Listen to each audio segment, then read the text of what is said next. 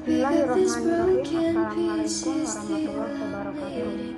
Perkenalkan, nama saya Suharti dari Prodi PGSD semester 5. Video ini saya buat untuk memenuhi tugas mata kuliah landasan pendidikan guru sekolah dasar dengan dosen pengampu Rusli MPD. Oke, baik, langsung saja. Di sini saya akan membahas terkait dengan masalah pendidikan. Sebelum lari ke masalah pendidikan, di sini saya akan menjelaskan terlebih dahulu apa itu pendidikan. Pendidikan merupakan pembelajaran pengetahuan, keterampilan, dan kebiasaan sekelompok orang yang diturunkan dari satu generasi ke generasi berikutnya melalui pengajaran, pelatihan, atau penelitian.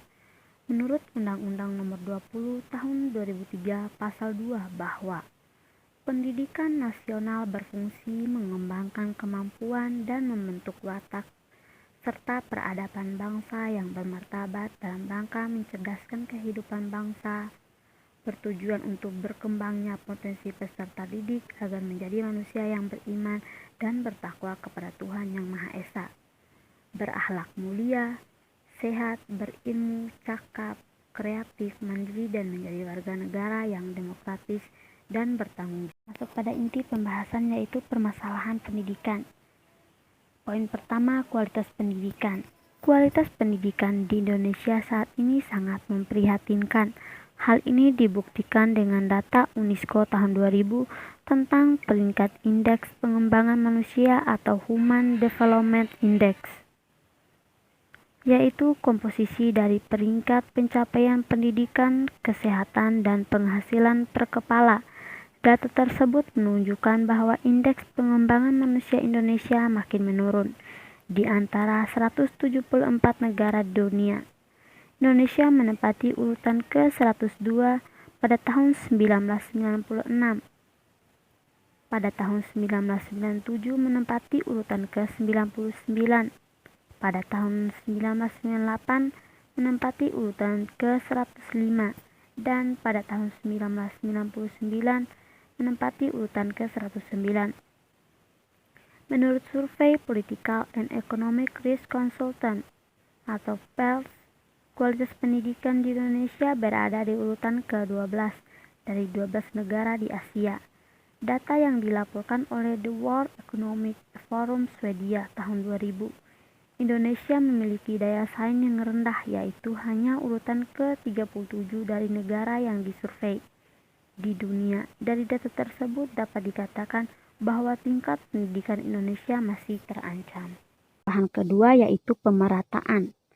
Pemerataan dimaksud di sini bukan sekedar kesamaan cakupan materi masing-masing daerah dengan adanya ujian tertentu sebagai standar yang harus dicapai secara nasional, tetapi juga memaksimalkan pengajaran sesuai dengan tujuan yang telah dirancang secara konseptual oleh masing-masing institusi pendidikan. Pendidikan secara meluas yang terbuka bagi masyarakat umum, dan pendidikan tersebut dapat menjadi wadah bagi pembangunan manusia berkualitas demi mendukung pembangunan bangsa. Dalam mendukung upaya pemerataan pendidikan yang diseimbangkan dengan terjaminnya kualitas pendidikan, perlu kerjasama dari berbagai pihak seperti meningkatkan berbagai fasilitas pendukung agar proses pendidikan dapat berjalan dengan baik dan maksimal seperti yang diharapkan. Ada berbagai faktor yang dapat mendukung upaya pemerataan pendidikan di Indonesia, seperti kualitas tenaga pendidik, biaya pendidikan, sarana dan prasarana pendukung, sister school, serta kurikulum.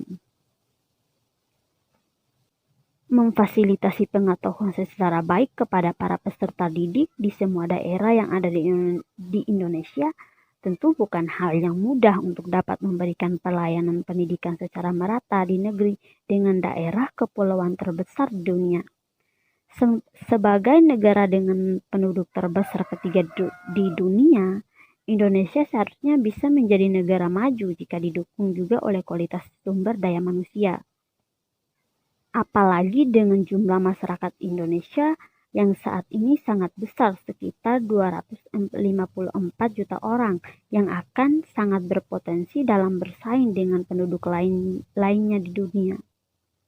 Sayangnya, potensi tersebut masih tertanam yang mungkin disebabkan oleh masalah pemerataan serta kualitas pendidikan, khususnya di daerah tertinggal. Padahal, potensi dari siswa-siswi di daerah tertinggal juga tidak kalah dengan daerah perkotaan, apalagi ini mereka diberikan kesempatan untuk belajar dan mendapatkan pengajaran yang tepat. Pendidik diharapkan memiliki berbagai upaya secara kreatif maupun inovatif dalam menyampaikan pengajaran dan mengemaskan secara rapi. Pendidik diharapkan memiliki berbagai upaya secara kreatif maupun inovatif dalam menyampaikan pengajaran dan mengemaskan secara menarik. Hal ini secara tidak langsung mendukung pentingnya kualitas seorang pendidik dengan berbagai caranya untuk membantu siswa dalam memahami dan mencapai tujuan pembelajaran secara tepat. Seperti perkataan Albert Einstein, "If you cannot explain it simply, you don't understand it well enough." Para pendidik memiliki tanggung jawab besar dalam upaya mewujudkan tercapainya tujuan pembelajaran dan diharapkan secara maksimal dalam menjalankan proses pembelajaran. Hal lain yang dapat dilakukan untuk menjamin kualitas para pendidik adalah dengan mengisyaratkan tenaga pendidik memiliki kualifikasi minimal sarjana. Masih banyak di berbagai daerah terpencil ditemukan tenaga pendidik lulusan SMA dan dengan tidak memiliki sertifikat pendidik. Walaupun untuk menjamin kualitas lulusan para sarjana sebagai pendidik, pemerintah harus bekerja sama dengan berbagai kampus di Indonesia dalam penjaminan mutu yang diberikan kepada calon pendidik. Dengan mengetahui kualitas seorang pendidik, maka pemerintah juga memiliki keyakinan terhadap para pendidik bahwa mereka akan bekerja dengan maksimal dan mampu menjalankan kurikulum nasional dan kurikulum sekolah yang telah dirancang sedemikian rupa. Masuk pada permasalahan ketiga, yaitu relevansi pendidikan. Relevansi adalah sejauh mana sistem pendidikan bisa menyelesaikan masalah-masalah seperti yang digambarkan dalam rumusan tujuan pendidikan nasional, sehingga kurikulum pendidikan yang digunakan haruslah sesuai dengan tuntutan hidup maupun kebutuhan pekerjaan dalam kehidupan nyata. Sebab lulusan pendidikan diharapkan dapat mengisi semua sektor pembangunan yang beraneka ragam seperti sektor produksi. Oleh karena itu, relevansi pendidikan dianggap penting. Menurut Amir tahun 1993, dalam literatur, suatu angka akuntansi dikatakan relevan nilai kalau mempunyai hubungan yang diprediksi dengan nilai pasar ekuitas. Sehingga tujuan melakukan pengujian relevansi adalah untuk memperluas pengetahuan tentang relevansi dan reliabilitas angka-angka akuntansi. Pengertian relevansi nilai informasi akuntansi adalah operasionalisasi empiris kriteria relevan dan reliabilitas. Artinya, angka akuntansi akan relevan jika mempunyai hubungan yang signifikan dengan harga saham. Oleh karena itu, mengapa relevansi adalah dianggap penting? Sebab terdapat klaim yang menyatakan bahwa laporan keuangan berbasis cost historis telah kehilangan sebagian besar relevansinya bagi investor. Akibatnya, ada perubahan besar-besaran dalam perekonomian, yaitu dari perekonomian industrial ke perekonomian berteknologi tinggi dan berorientasi jasa. Dengan begitu, pengertian prinsip relevansi adalah prinsip kesesuaian. Adapun macam relevansi, yaitu yang pertama relevansi internal. Setiap kurikulum yang memiliki keserasian antara tujuan yang harus dicapai, strategi yang digunakan, serta alat penilaian untuk melihat ketercapaian tujuan. Yang kedua, relevansi eksternal. Relevansi eksternal berkaitan dengan hubungan antara tujuan, isi, proses yang tercakup dalam kurikulum dengan kebutuhan dan tuntutan masyarakat.